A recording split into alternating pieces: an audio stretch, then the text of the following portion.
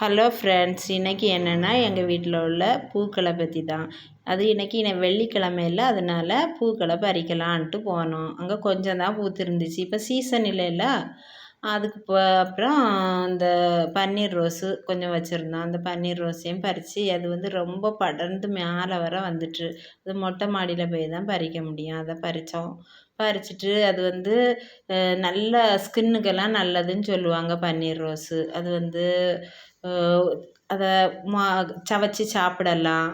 அப்புறம் என்ன rose milk பண்ணி சாப்பிடலாம். அப்புறம் என்னமோ கொஞ்சம் காஷ்மீர் ரோஸ் வச்சுருந்தோம். அதையும் கொஞ்சம் அது மொட்டையாக நின்றுச்சு. அதுக்கு நிறைய வருஷம் ஆயிடுச்சா, அதனால அது கொஞ்சம் தான் பூத்திருந்து 2, 3 பூ கிடந்துச்சு. அதையும் பறித்தோம். பறிச்சுட்டு அப்புறமா இன்னொரு டார்க் ரோஸ், அதுவும் நாட்டு ரோஸ் தான்.